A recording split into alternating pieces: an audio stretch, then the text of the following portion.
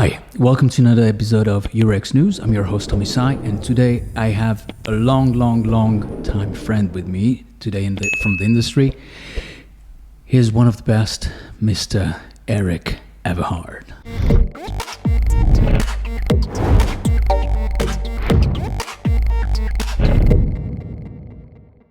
Hi, Erik. Hey, man. Thanks for coming. No problem. The last of the Mohicans is here. Oh, yeah.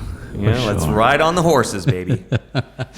So, Erik, please tell your story a little bit, how you started. Oh, man. We got to go back in time to April 1998. That was my first scene in Vancouver, Canada. And it's kind of funny because at the time I was going to massage therapy school.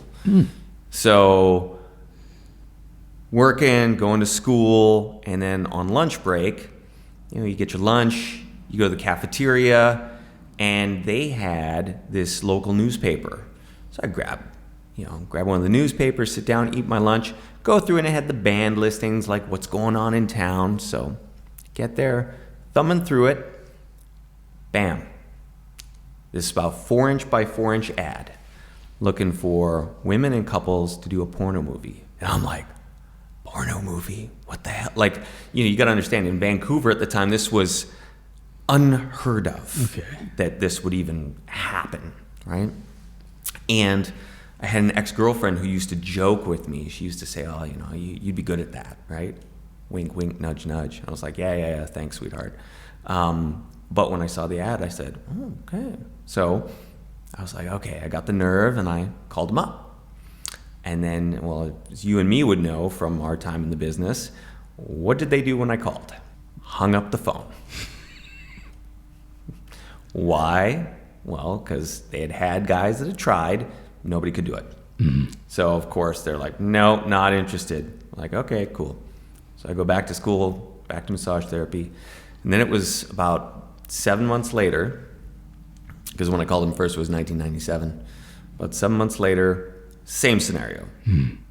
Lunch, cafeteria, get the newspaper, thumbing through. There's that ad again. I'm like, fuck, this is mocking me now, this ad, right? It's destiny. So called him up and I said, okay, this time I'm going to put in some more work, not just one phone call. So I called. Same scenario, no. And one day I actually got the owner of the company on the phone because I could tell a different voice. And he's like, I'll tell you what, why don't you come down our studio, we'll take some Polaroids of you, see if you got the equipment, and maybe one day we can get you a job. Well, it's better than being hung up on, right? So went down to their studio in this sleazy area of town, go up the stairs, and there's like this big metal door, and I remember knocking on it, right? And, guy opens the door, he's like, are you Mitch? My real name. And I was like, yep. And then he just dead looks me in the eye and he says, can you fuck a girl for us right now? And I mean, me, I'm 21 years old, right? I'm like, yep. And that was it. About 15 minutes later, I was doing my first scene. And because it just so happened, they had this actress who was a B-grade stripper. She was just hanging out at their office, so she's already there. I had shown up, and they said, why not? Yeah, fuck it. Let's see if the kid can do it. Exactly. And then, no problem, did it. I still remember to this day when they kind of peeked in, to the set, and they're like, hey, anytime like in the next 10 minutes, if you could do a cum shot. I'm like, 10 minutes? Did it? Like, I literally, Tommy, I thought nothing of it. I was just like, this is one time, this is going to be a great story that I can tell my grandkids when I'm in the old folks' home with diapers, playing poker, and that's it. And then they gave me a little bit of money, and I was like, I wasn't expecting to make some money. Okay, great. And that was it. Ciao. And then I think it was about 3 days later, phone rings, and I answer it, and it's them. And they're like, hey, can you come by and do that again? And it was only later that I found out I was the only guy that had shown up that was able to do it. Because the owner did all the scenes. Okay. He was the only guy that could get hard. So that's why they weren't trying new guys, because everybody they had tried failed. Well, this is what I wanted to ask. Like when you started, I guess you had some competition, of course, like other guys doing this job. Was it hard? No. But I think for me it was always a mindset thing, right? And it's like any business. You quickly every business has a sort of hierarchy, right? And you sort of get self-selected within the hierarchy. Like I remember when I started, there was another actor who had started a year before me, and he was the new guy that was like the it guy, right? And so I was kind of like coming up, right? But I was like a year behind him, and the only issue with him was he didn't have the mental fortitude to keep going. Like I remember performing beside him one time, and this was during the time where there were still condoms, right? And we were working for this company that required condoms only, and there was this girl. She was a swinger, so she was just doing porno for fun. She wasn't a professional actress, and she never used condoms. So clearly she had some sort of allergy. She had some issue with condoms. And so we're using condoms, and quickly they start to hurt a lot. And we're doing like a DP type thing here. And then she just loses it. And she just breaks down and starts crying, right, from the pain. We're like, okay, no problem. Like, we let her have her moment, because it's not like she was angry with us or we did something bad. She was just, the condoms were creating pain. And she was like, I don't want the condoms. Like she was crying and begging the director, and he's like, hey, this is company policy. Like we can't get rid of them. You remember how it was back then. And, I was like, okay, just take your moment, and when you got it together, let's go, right? And the other guy, he didn't recover. Just like he just didn't have that mental fortitude to say, okay, like I can park the problems, I can park the emotions, like we're here to do a job. Like he lost it, he didn't really get it back after And that. this is the key in this industry, I think. It's all mental. Yeah. It's all mental. I mean, it's one of the things I talk about a lot. I mean, and obviously now it's totally different in terms of the mindset of this. I guess we're gonna call them the new generation, right? But I think the new generation is a microcosm of a bigger picture. Like if we start looking at kids today in general, right? Like I was performing just yesterday, and there's this new young kid, and they're all doing the injection stuff, right?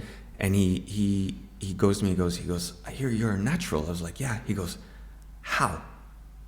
And it was he could not comprehend, and I said, how old are you? He's 24. I'm like, I just had my birthday. I'm 47. And his mind is just like, I don't understand. Like, I can't. I said, but have you ever tried? Like, have you ever actually sat there and tried to push your mind to where it's uncomfortable and work through that uncomfortableness, right? Because the thing is, now nobody wants to sit with the problem and deal with it. It's like, because I've had good days, I've had bad days. Right. I've never failed, still batting 1,000. But I've had days where it's like, not my best day, right? And it's like, okay, where does my mind have to go, right? Do I need to engage a psychological erection? Do I need to engage a physical erection? It's one of the things that I teach all my clients, right? I'm like, you have two pathways, and they're very distinct. And that's the one thing I learned throughout porno is how distinct they are, right? And if you're sitting there and your whole understanding of your erection is based on a psychological hard-on, you are never going to get hard in porno. Because now you're waiting for this erection of the mind to suddenly magically make your dick get hard. And there's too many things that are going to mess with that. And it's fragile in and of itself anyways. Even if you're at home, it's fragile. That's why guys struggle at home and they feel they need Viagra and they need this. It's like, well, it's just because when you're thinking that, okay, my only pathway is this mental erection. If it doesn't occur, suddenly it's like, oh, I can't do anything. It's like, well, no, you have a lot of agency, right? Because there's also a pure physical pathway. And when you delineate and separate those, that you have, okay, this thing is purely mental and this thing is purely physical. Well, this is under my control. I can mess with this all day long, right? So, I mean, it's kind of a joke, but it's not a joke. I mean, I could tell somebody, like, literally, if you told me to fuck that wall, I could do it. Give me a second, let me get hard, and I can do it. But it's something that you have to learn. Well, because it's not like you're born with it. It's like something that you learn. Yeah. You learn in the business, outside of the business. It's something that you really have to put time and effort to learn this. And I think I want to talk about this later on, but you mentioned this kind of a new generation. I think that today, kids want to have everything right away, not because they're impatient, it's just the way they live their lives. Like, the media, cell phones, information, everything is there. Everything is there, in seconds. So maybe they just don't want to spend that extra time of learning that path of becoming an actor. And that's why, for them, it's easier to use some products to get hard and to be there on the set. And it's also because of you, because you guys in the 90s, 2000s, 2010s, you put up that level so high that it's very difficult for a newcomer to be there right at the top, right at the beginning. So for them, maybe it's easier, and as you know, it's easier to use some products and to be ready to, to go to war and do the job. But that's also this sort of self-selecting process, right? It's like, okay, if you were slow, you couldn't jump, and you were 5'8", should you be playing basketball in the NBA? If it is that much of a struggle for you to get hard, maybe being a porno actor is not what you should be doing with your life. Yes, but once you have the key. But is it the key?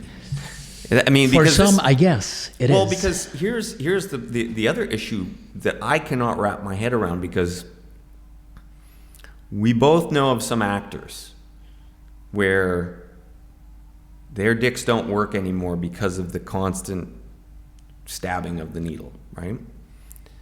That is a huge price to want to pay. Like, if you're thinking about what is the cost to benefit ratio, right?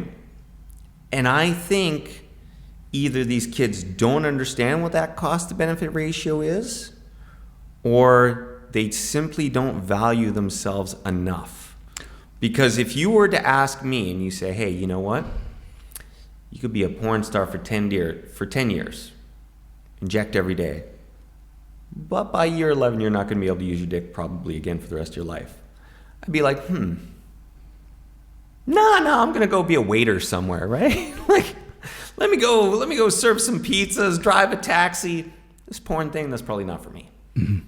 I think, and I don't know why kids are making that choice today. Because I remember, some of those medications have been around even since the early 2000s. Yeah. And, in America, nobody was, it was like that was the last bastion. I only knew of 2 guys my entire time pretty much in America that did that, and it was like they were known. Mm-hmm. And I remember, I would used to always joke with one guy, because when I was working in anabolic, he was the one guy that would, use the injections. And of course, it's a gangbang, right? It's like, this is the unsexiest of environments you could ever imagine. And of course, when it's time to pull out, like, we're all pulling out, we're all limp, right? Except our buddy, and the girl hasn't even touched him, and he's like, wham, right? Like, it's pointing to the sky, and I was like, I remember looking over to him, I'm like, wow, you are really excited to partake in this gangbang, aren't you? He's like, fuck off. I was like, well, just saying, man. Because, it's like, come on. Like, we haven't touched the girl, nothing, right. And you're just like, yeah, like angry wood. But I felt, at least when I was in America at the time, very few people were willing to risk their health like that. And then obviously it became Yes, but more there prevalent. are other ways also, implants and stuff like that. So not everybody's using this kind of a method. There are some others who are using the other methods, and the result is almost the same, right? Yeah. I really see your point. It's like going to Olympics with all the dopings you can take. But it's not even like that, because even if you were to do that, right, you still got to work. It's like, I came from I wouldn't call it a bodybuilding background, but I was, a super gym rat, right? And, they would always say, well, I mean, there's no amount of steroids that are going to make you look like Schwarzenegger, even if you took more than him, because it's genetics and it's like that amount of work. Here, there's no work, right? Because it's not like you're exercising a muscle. It's something that you're just making it get hard now. That's it. No work. There's no like, it's like I'm building up my body, over months. It's like, no, I inject this. I'm pointing at the sky for hours on end, and that's it, right? You could, police could be chasing him with a gun. He's going to be running with a hard on. It's not going away, right? And the bigger part that I've noticed too is the level of disconnection, right? Because, yes, you're creating a product. Yes, you're creating a visual medium. But you got to have some connection. You got to have some love. You got to have there has to be something, some chemistry about the girl that is, because you can see it, And I really noticed it lately, where you'll have guys, and I mean, there's zero connection, because they're not even connected to their own dick. Right. They're not connected to the girl. They're not connected to their dick. They can't feel anything, and they're doing things that, it's like. Even when you understand how a DP works, right?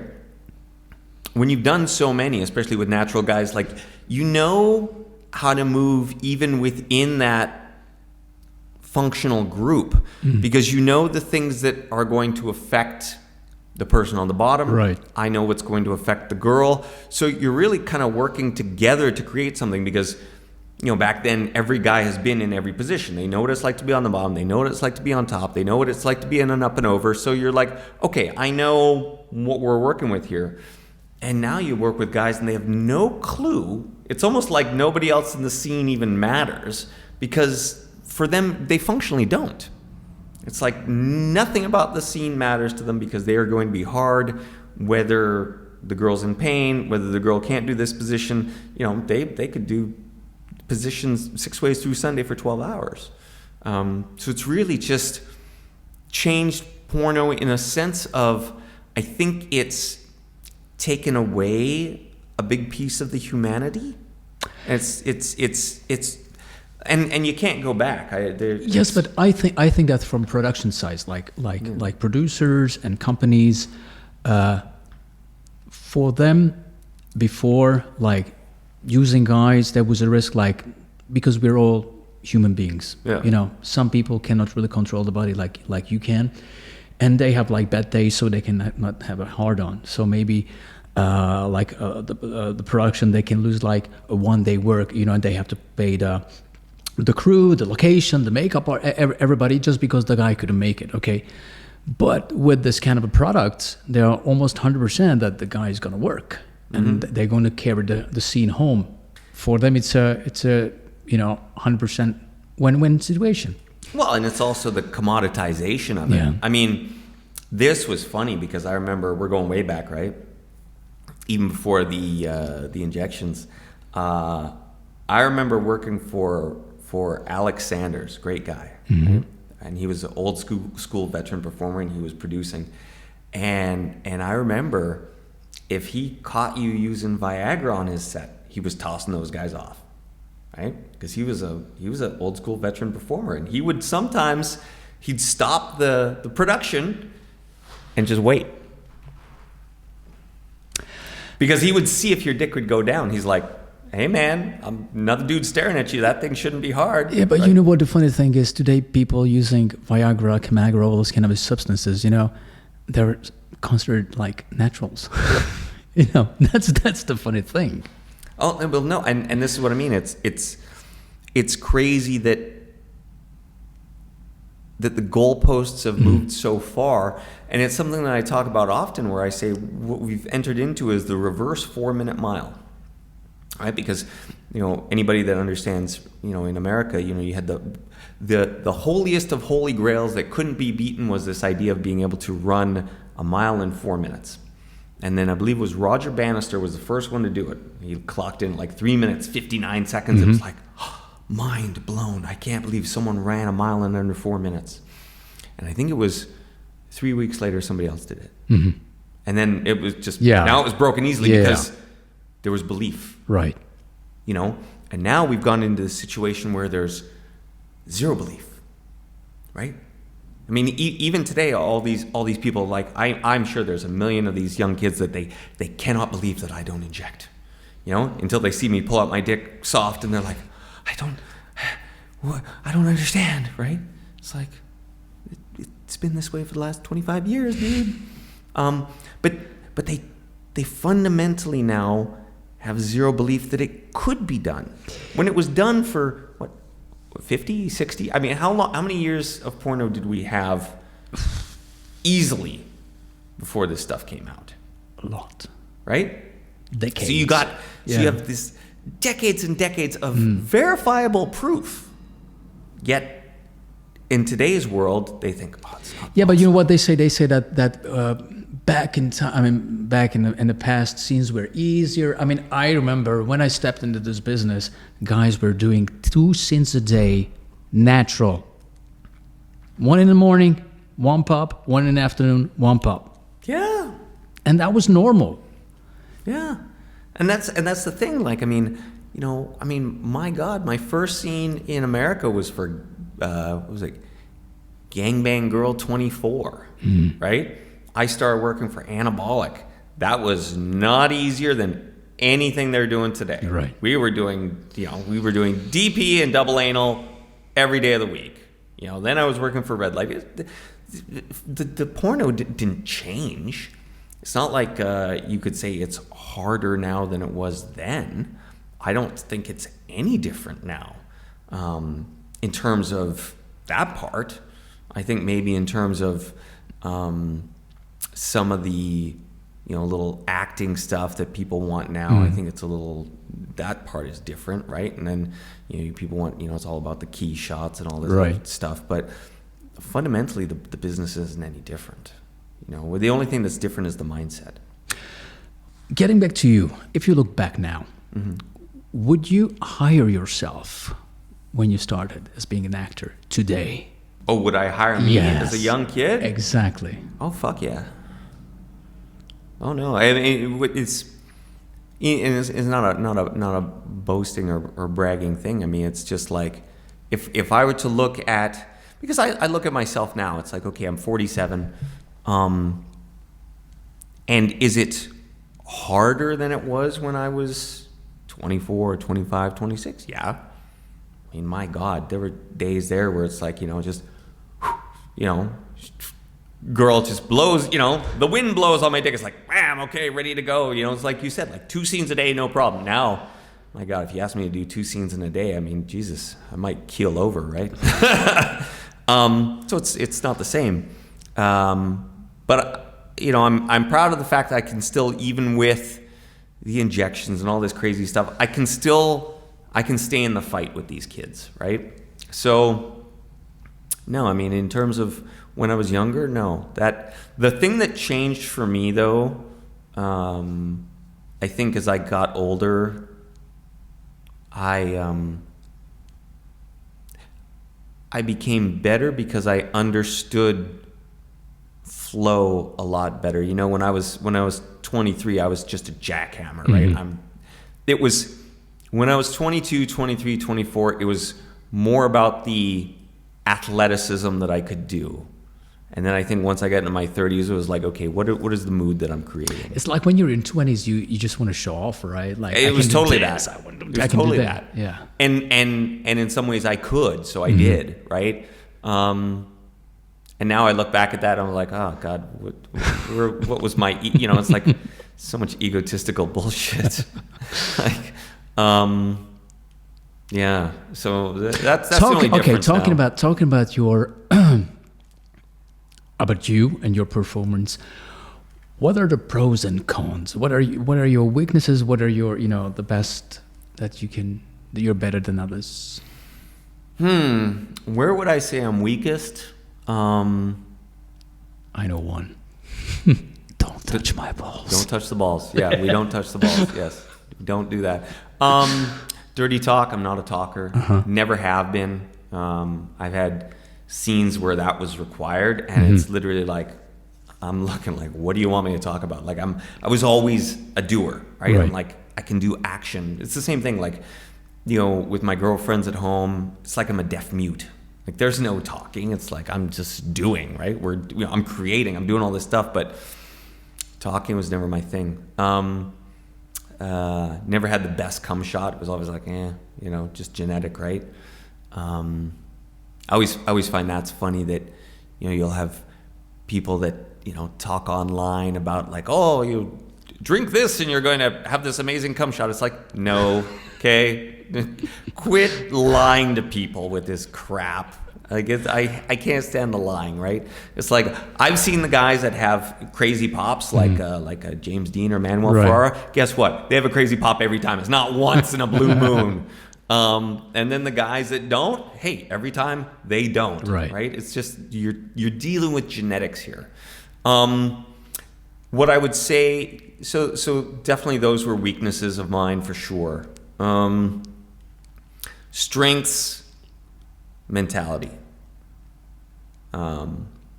I think I'd be hard pressed to find somebody stronger mentally when things go bad. And I mean everything, right? I mean, I've been at where, I've been sliced open by a girl. It's like, I remember working for Just Dave in LA, and there was a girl I will not mention by name, but she's got the super saber tooth nails on, and I'm having sex with her and she's rubbing, and I feel the first time where she nicks me, and I'm like, hey, because she's playing with her pussy, I'm like, don't do that. You've got these claws that are like 4 inches long, right? What does she do? She goes right back to do it, and then she slices me open and I start bleeding, and I'm just like, fuck. And I remember just looking at Dave, and I'm like, get me a baby wipe, and I just sat there, and 20 minutes, I'm like, don't worry. Let me clot it, don't worry. And then it's just like, switch my mindset, okay, we're doing this. I remember being on a beach with Mike John. We were in Dominican Republic. This was kind of famous. And the day was just, everything that could possibly go wrong when you're doing a production on the road went wrong, right? And what he pulled off there, I don't think anybody could pull off, because there was no infrastructure. He just went there, started talking to girls. 3 weeks later, calls us up, says, hey, I've got girls, I got them tested, let's do a movie. So we go with these crazy girls, and they're all amateurs. They've never done a porno in their life. And the guy tells us, okay, well, you can shoot on this beach. There's shade. We get there, there's no shade. Sun everywhere, unshootable. So you have the perfect skin for that. Yeah. So we decide to move in where the trees are, because at least there's some shade and we can get some even lighting. Well, what's on the ground? These little circular barbs. So what does Everhard do? I have to lie down in the barbs so we protect the girl, right? It's the right thing to do. So do the position that afterwards, Mike is like picking these things out of my back, because they're all stuck in, right? And we're still not finished the scene, mind you. So now it's time for the cum shot. We go to the water's edge, because it's like, okay, Dominican Republic, beautiful, crystal clear, that aquamarine blue water. It's like great background, right? So we go there, and it's time for the cum shot. and it's really bright. So of course, Mike sets his aperture so that everything's good because he doesn't want it to be on auto, right? And he just tells the girl, hey, don't move, stay right there for the cum shot, right? She's like, see, and so it's like, okay, go for the cum shot. What does she do? Moves. So she moves. He has to move the camera. Completely blows out. You don't see anything, right? Because of course, you know how cameras work, right? So he's like, oh my God. He's like, it's destroyed, right? Nothing. So, but he knows me. We worked together a long time at that point. He's like, Everhard, can you do another? I was like, don't worry. So, okay. Sitting there, haven't even let my dick go down. I'm just like, okay. So about 5 minutes, right? Okay. He's like, okay, go, action, right? Don't move. Yeah, so we go, second cum shot, right? Smaller, but we got it. And then I look over at Mike, and you just see him just go red. And I remember he grabs his hat, he throws it on the ground, he starts stomping up and down, and he starts screaming. He's like, fuck, I was on pause. Because what had happened, and this has happened to so many guys, right? He thought he had shut the camera off. Yeah. He didn't. It was still rolling. Yeah. So when he picked it up to turn it on, he turned it off. So now number 2 is gone. And so he's stomping and screaming. And I just remember, like, we still talk about it to this day. I just calmly looked at him and I said, Mike, get me my lube. Don't worry. And he runs up on the beach, gets a bottle of lube, and then it was like, okay, about another, I think it was probably 7 minutes or something. Number 3. And we got that one. It was not that big, but you got it. But we got it. But that was one of those things. It's like, I have to save the show. Right. Like, if I don't, everybody lost their money, right?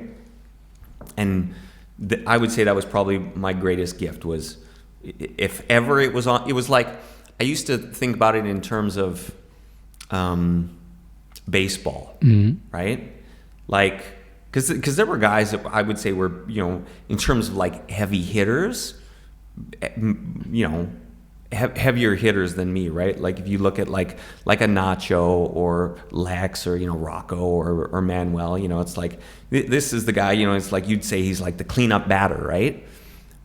But I always looked at myself, I was like, well, I'm the leadoff guy because you always knew I was getting on base. Like, I still probably think I'm the only person who's never failed a scene.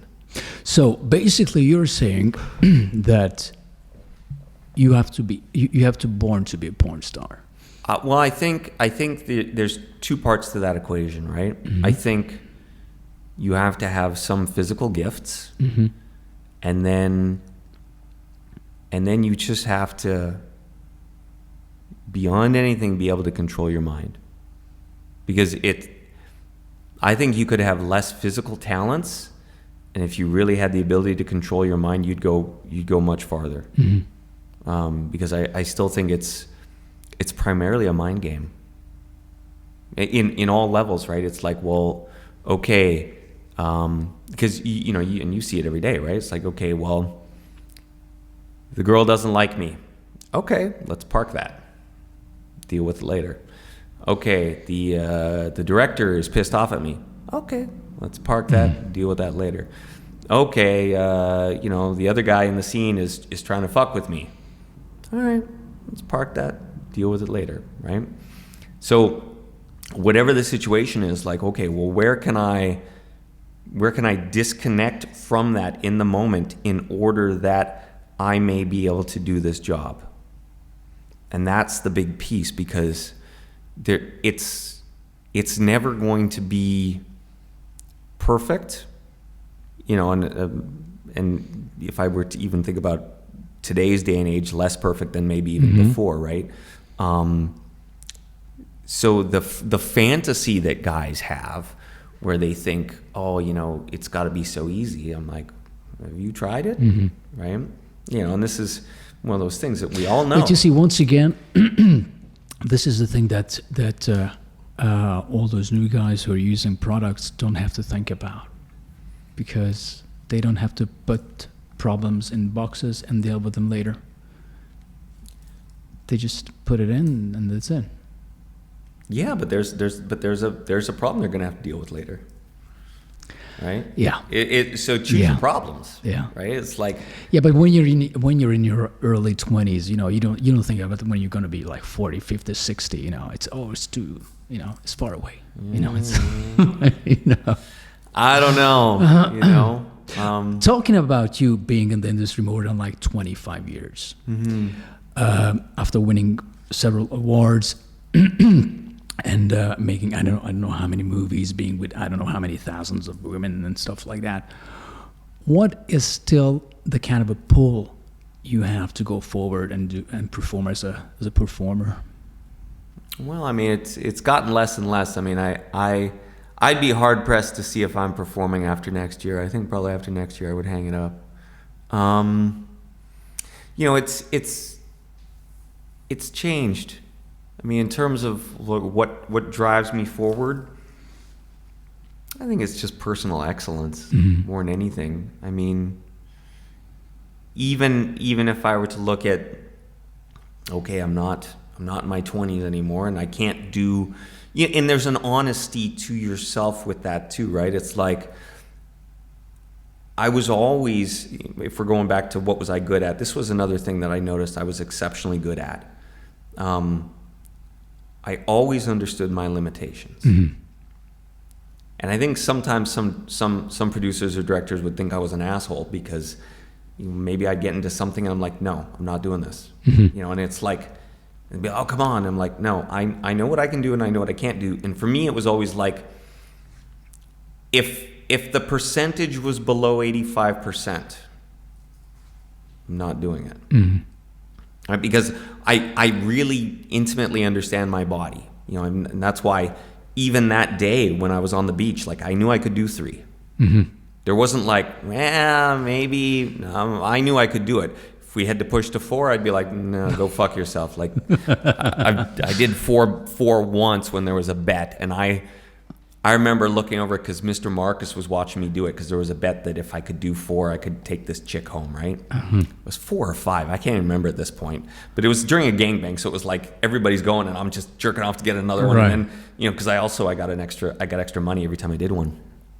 And I remember I'm trying to get the last one, and literally I look like I'm going to die. And I remember Marcus looking at me. He's like, dog, just let it go, man. But I was like adamant, and I pulled it off, but I literally thought I was going to die, and it was like 2 drops. I mean, it was like nothing, but that was pushing my body as far as possible, and at the end of it, I was like, I really wasn't sure I was going to be able to pull it off. So for me, everything was always in that, like, okay, if I'm 85% sure I can do it, I'm doing it. If it's less than that, no. Why would I set myself up for failure? Sure.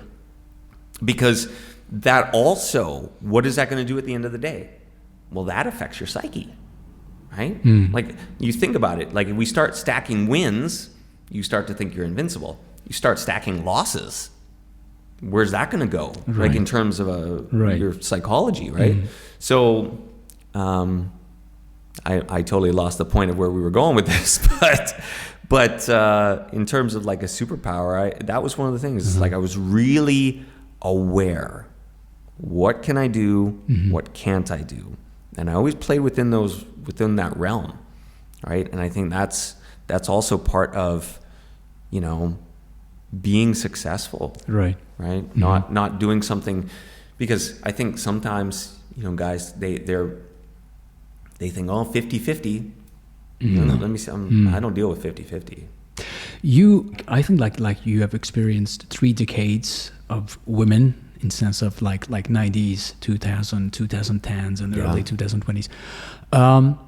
Do you see a difference of a mindset between these ladies? It's funny because I've witnessed it go through such drastic changes. I think if we were going to look at different eras, well, first of all, I would say in general, and I'm speaking in generalities here, but in general, you would have some more women that were really into the sex. Not that there weren't some that weren't either, right? But you would find some that were really into the sex, but it was into the idea of it, because it was kind of taboo. It was like exciting. Mm-hmm. Nobody knew about it. I don't think really even the fans or anybody knew about it until much later into the 2000s. Right. Because if you look at like the 90s, nobody knew anything. Okay.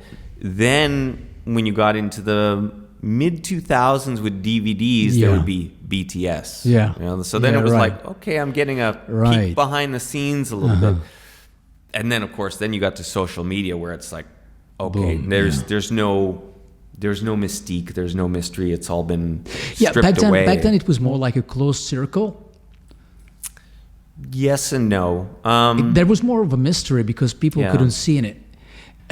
But just like you said, with all the BTS and stuff like that, maybe people can get more of information about the real set. What is it about? Like makeup, camera, photo, takes 1, 2, 3, 4, and it's like a real job, like a real work. Oh, it's very much like a real job. And it's not like just having fun and everybody, who gets, Oh yeah, I mean, I remember I was in LA and I was having lunch, and this kid comes walking by. And he sees me. He's like, "Oh, Erik Everhard," he wants the photo and all the crap. And I'm like, so I'm nice. I'm like, "Hey, how's it going?" Like we talked for a little bit, and he was just talking about the business. And I said, "Well," I said, "there's 5 criteria that you would need to have to be a superstar in the business." Right? And I think even today, those 5 criteria still exist, though now I think we can remove some of those the way I've seen the business going, but let's just pretend the 5 still exist, right? Number 1, you need to be able to get hard on command, ideally within about a minute and a half to 2 minutes of being asked. Number 1. Number 2, you need to be able to produce a cum shot, ideally within about a minute, 2 minutes of being asked. And we just got to that one. He's like, "What? You don't just come when you feel like it?" It's like, what planet are you on? No. I'm like, I'm owned. I am owned, right? Like he could not because in his mind it was like, well, you just go in, you just start fucking. When you feel like coming, you just come. And I'm like, he had no concept of like, no, this is, I am owned. I step on set. Everything's on command. And I am doing everything, and that's where, that's what separates the guys at home from the guys that do it professionally, right? It's like, okay, and then, after that, then the other 3 criteria was, well, you need to be ideally above average in size. Right. You don't need to be Rocco, but if you're Tiny Tim, like you don't have a shot. Number 4, you should be decently good looking. You'd be hard pressed to find anybody that became a superstar that was ugly like a troll, right? And then the most important one that now is lacking completely was you need to be able to bring something out of the woman that would not have been there had you not been in the scene with her, right? Like I always say, like if you could make her forget that there's 20 people and a camera crew and all this, if you can make her forget that for an hour. Well, this is what I wanted to say. Like, you have to be able to perform in front of I don't know how many people. Also, which is difficult. Yeah, but it's not just performing in front of the people, but it's also having that connection so that she can forget. Because especially you get a new girl, right? It's like if you can have that, because I'm not going to say it's not love, but it's like it's a connection, right? And if you can create it just for that hour, so that she can forget everything that's going on, that's a superpower. And that was, to me, that was the final thing that separated the lower guys from the Manuels and the Roccos, and it's like there was you had a core group of guys that could do that. But you think that today maybe it's easier with new girls because back then, of course, we had no OnlyFans and sites like that, and girls who came to do this business, they were like regular girls who never did porn, never shot porn in front of the camera, nothing. Although today, girls who start this business, they all already have their own OnlyFans sites. Like they made some home video with the boyfriend, with the girlfriend, doing some solo stuff, dildos and everything. So I would say that it's easier with girls today to do scenes than back in the days.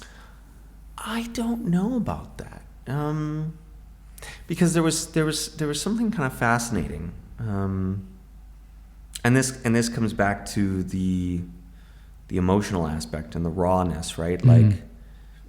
Like I used to always say, and I still firmly believe in this as well, usually the best scene I would ever do with a girl would be the very first one. Mm-hmm.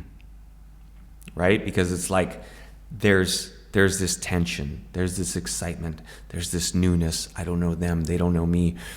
And I remember we would get some girls and it was like her first scene ever. Mm-hmm. And if she could let go, and if we could make her forget about everything being around, the realness, the rawness, the explosiveness that you would get from the scene was far beyond anything that you could get from some girl that had already been doing OnlyFans right. for whatever, right? Because they're just clocking in. So I would see things with somebody that was new, that would just be amazing. Again, that would be predicated really around who was the guy that was in right. the scene, right? Because but you would have to lead. Yeah. But if you could lead and if she could let go and she could just follow, you could get something amazing. But this is another thing to learn also when you're a porn actor. You must not forget the fact that you work with the same girl maybe 30, 40, 50 times. Mm-hmm. And you have to be able to create that kind of a momentum like it was the first one in front of the camera. Like, oh yes, this is the fuck of your life. Mm-hmm. And it's difficult, especially when you work with that person like Monday, Wednesday, Friday, Mm-hmm. Sometimes you work with girls that they're not your type and that you might not get a hard on. But you have to do it because you're the actor and you're there, as you said, on command. Yeah, but this comes back to something that I preach often, which is, again, setting yourself up for success, not for failure. Mm. So, and when I think about this, again, another thing that I would say was probably one of my better superpowers, that I definitely had seen others not adhere to, is I would always set myself up for success. And I always knew my limits. Mm-hmm. And it comes back to that thing, like, how well do you know yourself? And I mean really know yourself, right? So I knew, okay, I'm working with, let's just say, I'm working with Susie tomorrow. And maybe she's not my type. And maybe not this. Well, you know what? I'm going to make sure I don't have any sex today. So I'm extra sensitive so that when I show up tomorrow, it doesn't matter. I'm going to be able to do it, right? And then my girlfriend is going to be upset because I don't want to fuck her tonight. I'm like, hey, I can't, because I know if I do that tonight, tomorrow's going to be a very difficult day. Mm. So I have to make the choice Right. to sacrifice the relationship, because I know myself and I say, well, okay, I could do this today, but I'm making my day exceedingly hard tomorrow. And again, like if I'm talking about, I'm not going to chance it past 85%. Right. And I say, well, maybe now we're in the 65% zone. If I do that, I'm not taking that risk. Risky, yeah. Right? I'm not taking that risk. Mm. So now I'm going to be able to perform very well, even though I don't like her, or not that I don't like her, that she wouldn't be my type. You're right. Right? Because now, again, this is why I come back to those two different erectile pathways. There's going to be no psychological erection. So what does that mean? I got to double down on the physical erection. Mm. Right? And so I'm going to do that by making sure, you know what? Not doing anything tonight, getting to sleep early, have a good breakfast, and I'll be ready to go. And I know lots of guys that because even I would be on trips with them, and they're fucking all night with somebody, and they show up the next day, woodless. Me, I went to bed, I didn't do nothing because I'm like, the scene tomorrow is 1,000 times more important than the 15 minutes tonight. Mm-hmm. But that's a mindset, right? Are you willing to sacrifice? Whatever you say here, no wonder why you've written a book. Because the way you explain yourself is just like me sitting in a high school and listening to a teacher. You're like, okay. The thing is, you wrote your book about like for guys who have this kind of sexual problems. I want you to talk about this book a little bit. Well, I mean, we've gone past the book now because now there's 2 books. Yeah. And then there's a full online academy. Mm-hmm. So basically it was, the idea came to me in 2014. Right. And, I kind of sat on it for a few years. I'd done a lot of training. I got my master's certification in neuro-linguistic programming. I'd done a lot of kind of personal coaching work on myself. And then it was like, okay, well, here's something where I could contribute, where I could give back, where I could help guys and teach them sex from a different perspective. But what was the spark? I mean, did you had some friends, some people telling you like, Erik, I have this problem. Could you help me? Like, because sometimes, when you keep getting this kind of a question, you say, okay, I might do something about this because, No, it wasn't even that. Like the original thing was there was this civilian girl that I was sleeping with in LA, and she was the one that she said, wow, I don't know what you're doing. I wish my husband would be like no, you. but she's like, I don't know what you're doing, but this is like some next level shit I've never experienced. Uh-huh. And then she casually said, you need to write a book about this or something. Okay. And that was the first seed that was like, oh, I never thought about that before, right? And then I started to realize, okay, as I was writing the book, I started deconstructing because I was just doing. I was just being. I had never actually dissected what I'm doing. And so it was a real learning process for me. So for you, it was already an automatism that just I had just been doing things for years, right? So it's like, okay, I'm good at eating pussy, right? And I had my methods and I was doing them, but I never deconstructed what am I doing. It's just like, I've been doing this and I figured out what worked. And so then as I was like, okay, what am I doing? And it was like, as I started writing the book, I was taking everything that I'd ever done and now I was breaking it down and looking at it. I was like, this is what I'm actually doing. This is why it's working. And so as I broke everything down, every methodology, every technique, every mental process that I went through. So I broke that all down. And then after that, it was even with myself, like I'd be on set and I'd be like testing things out because now I'm really consciously aware. And I was like, okay, like I got to test this out. And so it was almost strange because processes that were automatic, now I was making conscious to make sure that they were working and I wasn't just crazy. And that really made me even believe more in what I was doing because then I was like, okay, well now I can go into the laboratory. I'm testing these theories again and they're all coming up to be true. And so that was kind of the process for me. And I was like, okay, well this is something that I enjoy doing. And then, when I started coaching men and they started getting results. And it wasn't just that they're getting results. It's like, it was a whole new way of looking at it because it's like you got now there's guys out there that are copying my stuff, right? I've never copied anybody. Like I've never, like all my methods, all my structures, everything, it's not from any textbook. It's all from here and it's just what I had learned on set and through experimentation. And that's why when I explain these things to guys, they've never heard it because you're not going to hear it anywhere. It's not in Cosmo. It's not in The Joy of Sex. Right. It's not in the fucking Kama Sutra. Yeah. Like I remember doing a post where I talked about the Kama Sutra. I said 1,001 positions, 4 useful ones. Right? Because like a lot of the things that people are doing are not effective. Right. And even if we start looking at the lens how I look at sexuality, right? Because everybody's going to have a different lens. But my lens is always like, how do we be effective, right? Because even in terms of performance, it's like, okay, what position do I have to be effective? How do I need to eat the pussy to be effective? What do I have to do to get hard to be effective? How do I, this is just even recent, right? Doing an up and over position. And I said, my legs need to be wide because if I bring them narrow, I can't do it. And so I don't even go there. I need wide legs and I need this because I know then I can do an up and over and I can be there 5-10 minutes, no problem, right? So I'm already thinking, well, what needs to happen to be effective? Mm-hmm.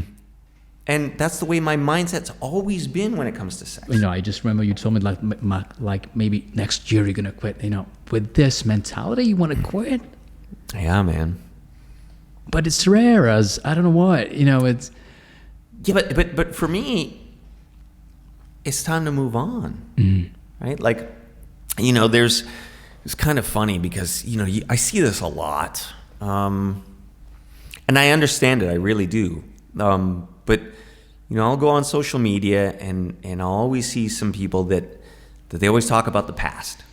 Mm-hmm. Oh man, I remember how it was in 2000 or 2010, and it's like, and I can pine for the past too, right? I can remember when I had a production company and I was, we were just selling thousands of tapes and all this. That time's gone, and it's the same thing. It's like, okay, well, at some point, the being a performer has to end, and it's like you got to be okay with that, and you got to say, okay, well, what next? Rather than saying, I'm sad the past is gone, it's more, how can I turn and look forward to another future? Because I think most people don't give themselves credit for what they might be able to do after they are done acting, and they get stuck in this like, I'm an actor and that's it. Don't you have any other interests? Yeah. Is there nothing else that you've ever wanted to do? Is there nothing that you've ever conceived that you could possibly do to contribute something? But the one thing that I understood, right, and I can see it even now as I'm getting older, right? But I was very conscious of this from the time I got in at 23. Right. And I said, this is a sports career. Okay. It's no different. Guess what? Michael Jordan, at some point, was on the bench, right? He went from, he's the king, he's got 6 rings, to a guy with bad knees that was second, third string, and then some point they're saying, we don't want you playing anymore, right? And you watch that even with all the actors. They all hit an age where everybody's like, sorry, bro, it's time to move on. We're not going to hire you anymore. And so when you look at it from that viewpoint, that this is a sports career, you start saying, okay, like I understand fundamentally this is going to end, whether I choose to end it or whether someone chooses to end it. Mm-hmm. And, it makes me think back to, 2 prominent sports figures, right? If you look at Wayne Gretzky, the year he retired, I think he was still number 1 in points. Because he retired in, I think it was 98 or 99, right? And he was still very good, like exceptionally good. You look at Barry Sanders. Mm-hmm. I mean, he retired from the Detroit Lions. He was on the cusp of getting the total yardage record for a running back. Like, he was so close. Mm-hmm. And I mean, he was in the prime of his career. One day, I'm retired. Done. Right? So you can go out on top. You can go out on your own volition, or you can go out because you got bad knees and nobody wants you to play anymore. Which way do you want to go? I think that's very much You know, from the terms of like, okay, what legacy do you want to leave behind? You know, nobody wants you to be, or at least for me, it's like, who wants to be the old guy that just everybody says, oh man, can you please just hang it up already? I'd rather say, you know what, I was still good. You know, I was still, you know, in the mix at least, as far as being on the top, and I went out on my own volition. I think it's a better way to go. What would be your advice for guys who want to start today this industry? Wow. I mean, it's funny because, you know, I've had guys that ask that before, and I would always say, well, you know, first I would always say, don't do it because you probably can't do it, right? And I was just being honest, right? Like I was like, and it's not like I'm trying to poo-poo it on people, because someone could have done the same thing to me and said, you know, you can't do it. I think the difference with me, and maybe there's some guy out there that has it too, but I was asked before, like, why was I able to do it? And I've talked about this to my clients sometimes in terms of a framework, right? Like a mental framework. When I showed up for that first scene where those guys were like, can you fuck this girl right now?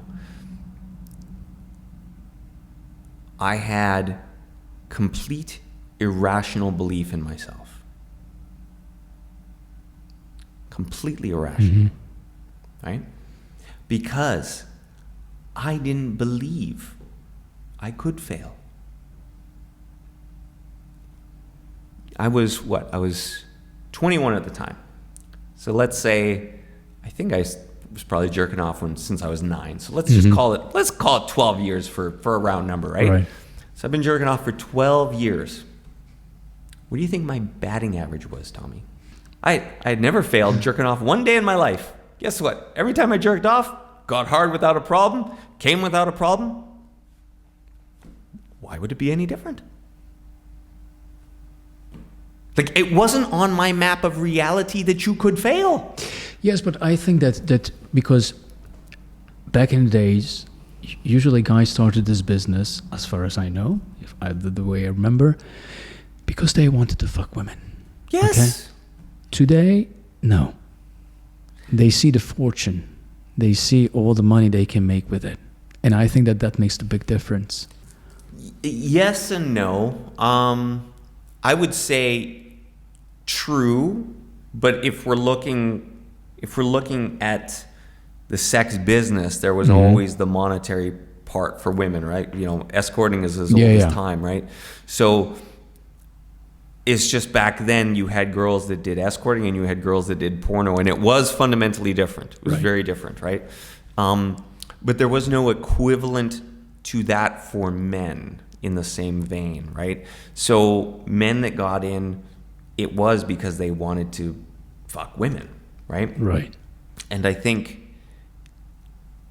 anything that you do in life, again, this is my perspective on it, but anything that you do in life, if you love it, the money will come.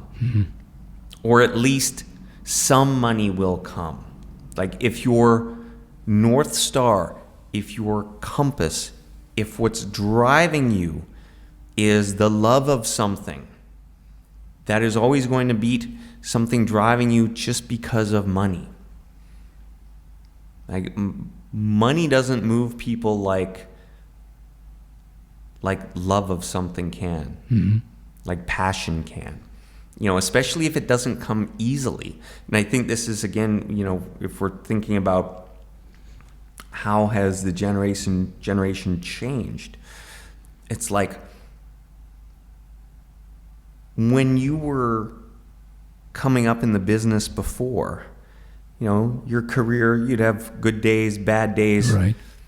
And it was the love of women that would keep you in it to figure out, well, okay, how can I do this better? How can I be great? How can I overcome my anxiety? How can I last longer? You know, because I mean, I've been there where, man, 30 seconds in, I was ready to pop, and now you're looking at the clock and you're like, oh Jesus, I got one more hour. I better figure this out, right? Yeah. So you were figuring things out of necessity. But still, the overarching picture was the love of doing this. So yes, are people now motivated by the money? 1,000%. Is that going to change? Not in my lifetime, I don't think. Does it, is it better? Is it worse? It just is what it is. But there's another thing, for example, back then, I will stop talk about the past because I don't want to look like an oldie, you know. We're ageist. Yes, We're exactly. ageist. We can talk about the past. That's what you mean. Come on. Yeah, the thing is we had lots of performers, guys. If you look at, and when I started the business, I was like 26. Okay. You were 25, 26 too, I think. I started when I was 21. 21, sorry. Yeah. Yeah. And back then the guys were like more or less my age, like 26, 30, you know. We only had like a couple of guys like in their 40s and stuff. Today is much more different. The average age of a porn actor, I don't know what's the case in the States, but here in Europe, I would say it's like 40, 45. We don't have new guys in the industry. Why? Well, I mean, we have, but just a couple. I think a big part of it is society, right? I think a big part of it is the culmination of everything, right? We look at diet, we look at fitness levels, we look at the rise of social media, we look at, you know, kids now, they're just playing video games. I mean, I'd say young men in general aren't as sexually hungry as I recall being when I was younger. But also you look at the environment, generally speaking, testosterone levels are lower than ever. Yeah, right. I mean, I think there's a lot of different things at play than just the societal level. I think there's an environmental level as well, right? And a chemical level. I think there's a lot of different things going on that are affecting guys. But yeah, I mean, that would be a big thing that I've noticed is that, yeah, the guys aren't that hungry, right, for that. And I think also, you know, it's changed because when I looked, I always said I found a couple camps, but there was two, at least in America, that I would say you got the best porn actors from. And in the one camp, you know, was guys that had a chip on their shoulder a little bit, like maybe, you know, they didn't get the attention from girls when they were in high school or something like that, right? And so then they got into kind of a revenge, porno, and it's, you know, yeah. Not even revenge, but there was this certain Hunger, yeah. hunger that existed, right? So that was kind of the one camp, and then the other camp would be like primarily they had worked as male strippers.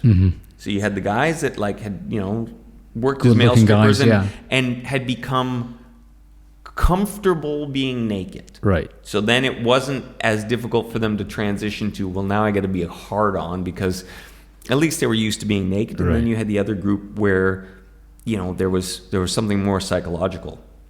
And I would say the psychological ones tended to be the better actors in the end. But both camps, you know, back in the day, if you looked, you could kind of find it was from one or the other, right? And so now, the way society is, I just don't see that level of hunger. And now you got the dating apps and you got this, or you got people that, you know, young kids that just want nothing to do with sex and they're just going to sit at home and watch video games. So, first of all, people just don't meet each other face to face. Everything is in front of the screen. So you don't have that kind of a connection anymore that used to be. Yeah. And you know, I catch myself being guilty of it too. You know how many times I've been on the train and it's like I'll be on my phone, I'm like, no, I'm putting away the phone and I'm going to just observe the people because like now I'm getting sucked into it too, you know, and I don't know I don't know what the answer to it is, because it's definitely, the phone itself has become an addiction. And I think we've all suffered from it. On one level we can say, well, okay, well, it's this great thing. Like I can call an Uber and I can call this, and I can do all these things, but what are you losing from having that as well? And I think now I'm starting to feel that the losses outweigh the convenience. Right? Because, there's just certain things that were more peaceful, right? If we look back even 20 years ago, I mean, my God, I think about things and how they used to be. I mean, I remember I was in Los Angeles, and there was no Google Maps. Right. I mean, I had a Thomas guide in my car. You know how big that thing was? It was this thick, okay? It was a map book this thick, and literally I'd be going to set, they'd have sent me the directions. We had to learn how to read maps, first of all. Well, yeah, but I mean, Thomas, LA, it might as well have been a Bible, and you're just like mapping out, okay, well, like, going through 3,000 pages, like, where is this place? And then I'd have to pull over on the road multiple times, because, you only get so far on the map before it turns the page. You're like, okay, where am I going now, right? So it was just different. Right. There wasn't the same level of distraction. And, maybe it's that easily distractible mind that is also causing guys to not perform as well too. Because it takes a level of focus on every level, Sure. right? It's like that ability to focus on sensations, to be able to focus on position, to be able to focus on the woman, be able to focus on The camera. being able to focus on where's my mindset right now? How can I shut off that noise, right? How can I pivot into action so that I'm not having negative thoughts in my head, right? And I mean, we've all had it at some point. I mean, I've had scenes where I was nervous, and then I'm very consciously battling the nerves, right? Where I'm like, okay, this is not going the way I planned. I understand I'm having some nerves for whatever reason. And now I got to go through my own system, and I start going through my, it's like I'm taking my own medicine in real time. I'm like, okay, well, what we're doing is not working, so we got to pivot. Okay, let's go totally into action. Let's go totally into sensations.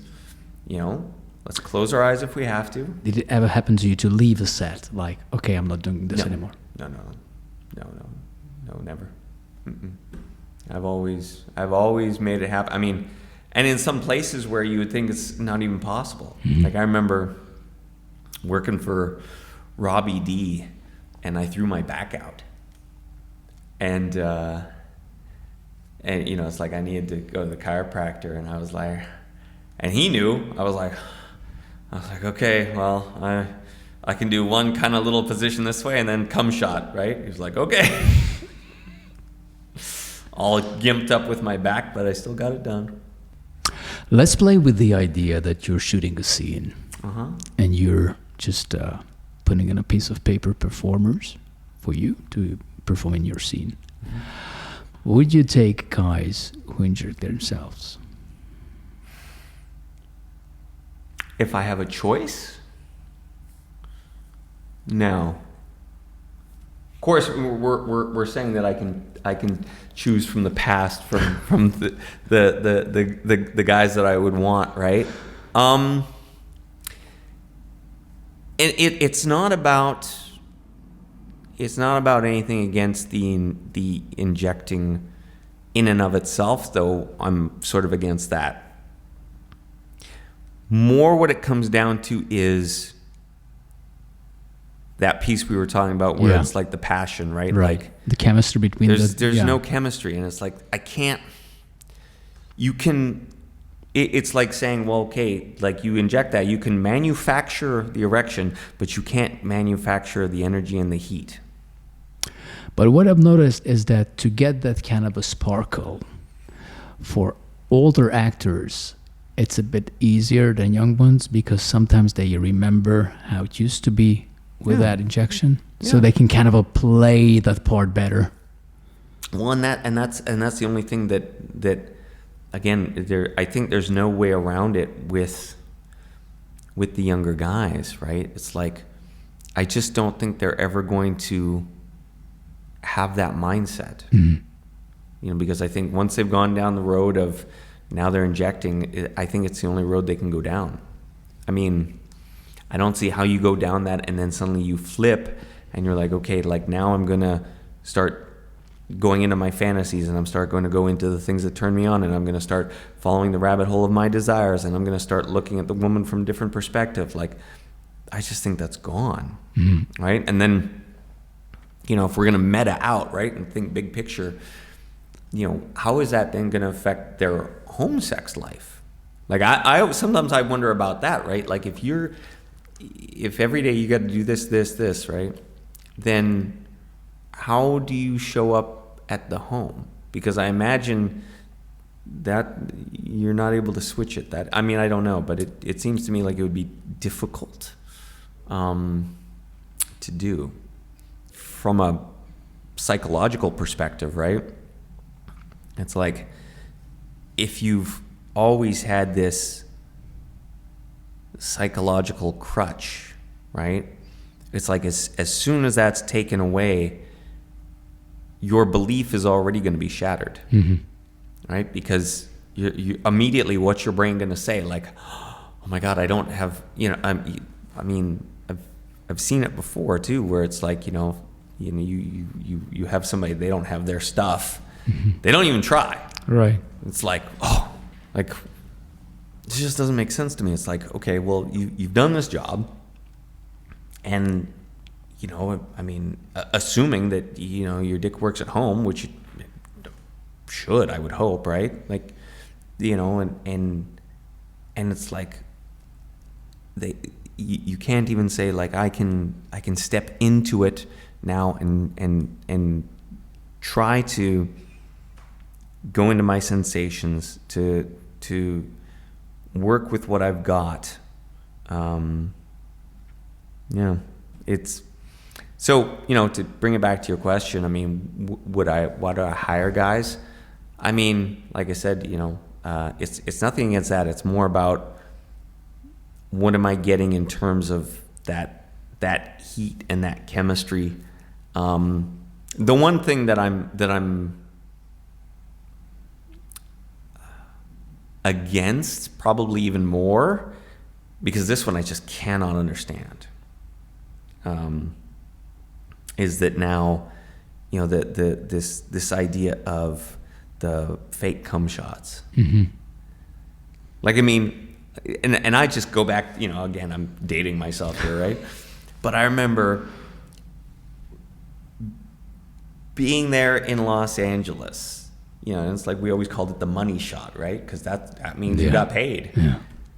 And I remember there being, this was like one of those gangbangs. I was like, you know, and it was well known. No cum shot, no money. It wasn't like you were even getting like something. No money. Right? And now it's like, okay, so now you don't even have, it's like one thing to say, okay, you can't get hard and you got to do this, okay, but now you can't even ejaculate? Like now, so it's like we're talking about a fake erection, and now we're just gonna put some, you know, some Gaviscon, squirt that in there. I'm like, it just blows my mind. It's like, okay, so what are we paying for? So how do you see the industry in 5-10 years then? Well, the industry will be exclusively OnlyFans, right? And then that's what I see. I think the big change, again, I'm just future projecting here. Who knows? We can run this tape back in 10 years and see if I'm like Karnak the Magnificent, seeing into the future. But if I was to look at how I see things right now, the future will be all OnlyFans, okay? there will be no more male porn star. So I think the biggest change will be the death of the male porn star. That will not exist, right? Because the female porn star will always exist. I mean, whether you term them to be porn stars or only fangirls or whatever, but they'll exist, okay? And they'll make money. But guys will have no purpose, because as soon as you remove everything that makes it a actual job, right? As soon as it's like, okay, the OnlyFans girl puts her iPhone in the corner of the hotel room and she's with her boyfriend, he's going to perform fine. Nobody's around. Right? I mean, that's all they're doing, right? They put it in the corner of the room, film it. Well, they can all do great, right? So I think the big change will be the idea of a male porn star as we know it will cease to exist. And I think it's just going to be the progression of what it is. I mean, if you can see how, okay, if we look at what is it today, you could say, well, it doesn't really exist the same as it did 20 years ago, because now it's like, from a mental perspective, they can't do it, and now you're into the drugs, and maybe for some of these people that's going to keep going for a while. But I think the further and further out you go, like I said, 10 years down the road, it's going to be mostly girlfriends and whoever their boyfriend is of the minute. They're just going to be using that guy as the de facto, penis. Yeah. And, as long as there is nobody in the room, they're going to do fine. So, I mean, unless, and again, we're future projecting. So I think even possibly in terms of LA, where you have, girls that have been stars for a long time, that, they hire professional videographers, and they're really trying to do something on a really good production scale, because I've definitely heard of women in LA, they have a crew, and it's like they're like their big production studio. They're spending money, right? Like they're doing something big. But I think eventually that's going to go away, right?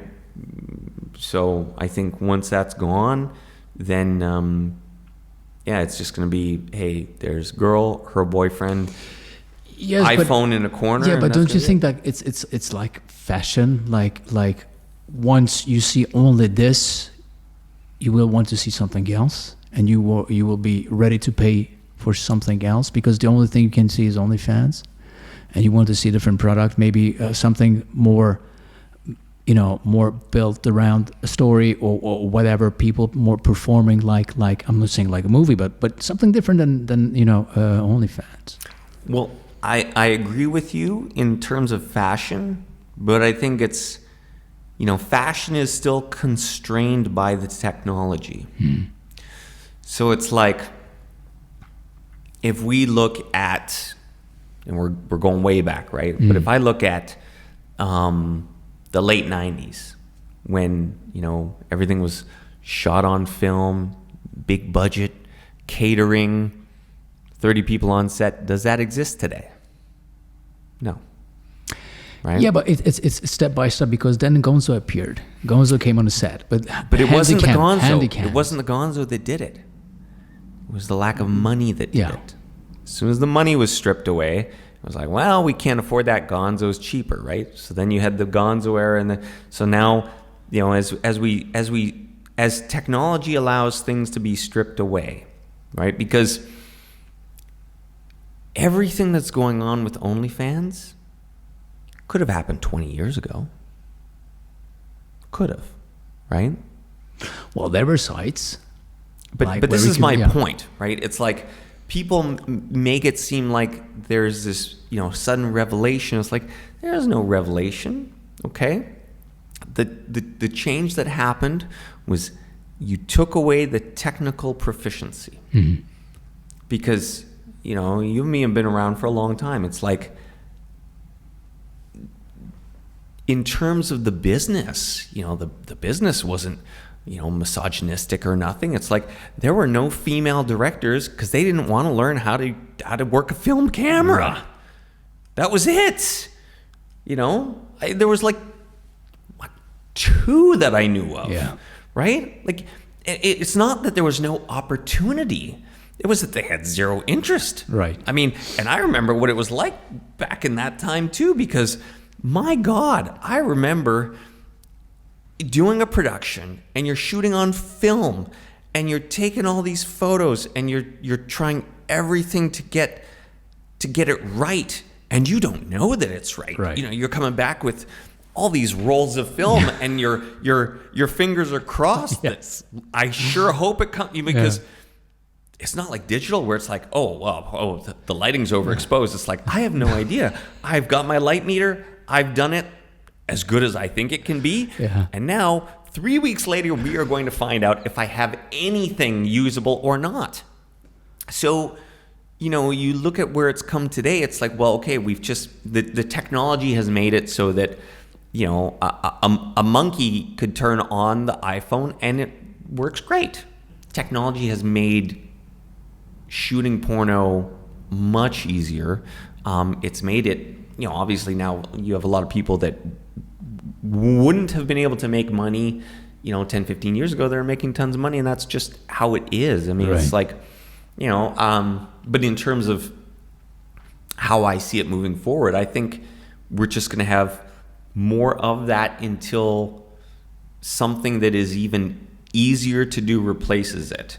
And I don't know what that's going to be, right? But I mean, if you look at like the evolution where we went from, the movie theaters, right? Because if we go way back, it's like, okay, watching porno in a movie theater. And then it was like, VHS, you can watch it at home. Like, this is next level. And then it was like, DVD, like I can still watch it at home, but it's crisper and it doesn't break. And then it was like, internet site. So that was the next level. I can pay online. Then it was like tube site. Now it's just free, right? And now, we've gone to the next level from that, which is like, okay, OnlyFans, right? Or that version of that kind of platform. And, which if you think about it, like everything has gotten more accessible and cheaper. But there's another thing. A year ago, we were talking about this topic, you and I, and you told me something, and since then I keep looking that on the internet, and it's really, really coming. AI is there, and not right at the door. They're in already, because you showed me some pictures, some photos, but now I see videos of these women they're like real people, Yeah, and actually, now that you brought that up again, you answer your own question. That is where it's going to go next. Because, we did talk about that. And it's funny, now, I just was reading online because there is some Spanish AI woman does $10,000 a month. No joke. This is, I can't remember the name that they've given to it, but given to it. I always say that, like I can't say give it to her, give it to it. But 10 G's a month, and it's totally fictitious, but looks great. And ultimately, so now that you brought this up, this is, where it's going to go next. Because remember where I said, what is the thing that's going to be better and cheaper? That's it. Well, and so I just saw this actually a couple days ago. I'm not sure what it is technology-wise, but there's some new AI technology where they can take a photo. So they simply upload a photo, whatever the photo is. And then this technology can make the photo dance and do everything. And all they need is a photo, and they create complete video, moving, doing all these different things, only based on one photo. So it becomes like a 3D avatar of that photo? But moving and dancing and doing whatever. Like they just program in all the movements, and I was watching this and I was like, okay, it was good. I mean, I could still tell that it was fake, but I mean, come on, 2 years down the road, 3 years down the road, I mean. But when you take an AI figure like that has no feelings, is not a human being or anything, you can do everything with that thing. Well, yeah, I mean, you can imagine the crazy things that people will start doing too, right? Like, I mean, I don't even want to talk about it, but if you were to think about like the unethical things that people could do and start producing, that we would be vehemently against, that they might try to say, well, it's not real, right? So it's okay, whether that's bestiality or something Whatever. Crazier than that, right? What if they decide, oh well, this is just fake, but it certainly looks real. I don't know. Yeah, that's scary. I mean, yeah, it's scary, but I think I think eventually you're just going to see more and more stuff that is all AI generated, because it's going to fulfill that final standing of, okay, well, this is absolutely perfect for the dopamine hit that people are looking for, right? She's gonna say exactly what I want, right? But and I'm not to get a little fatalist here, but it's like, if that becomes what men are consuming, I don't know how they're going to live in the real world after that. Right? Because now you've got the woman that looks exactly how you want her to look. She says exactly what you want her to say. Like, she's perfect in every sense of the word. How do you come back to reality and deal with the people around you? I don't know. To be determined. Well, I kind of feel sorry for those people. But it's coming, and I think this is just why people need to try to stay as grounded and as human and enjoy sex for what it is, and enjoy the people they're having sex with, and stay in the mindset of, this is wonderful, this is like an amazing experience, rather than searching for the experience to be more, better, different. It's like, it would be like, if we're to look at breathing, I mean, breathing is perfect, right? Air is perfect. Sex is perfect. Why do I need to try to change it? Right. Right. Erik, thank you very much for coming. Yeah. It was a very nice, talking with you. And I really hope to see you before you hang that hat on the coat hanger. Before we hang it up. Yeah. Before we hang it up. Yeah. Definitely. Thank you very much. You're welcome. Bye. Ciao.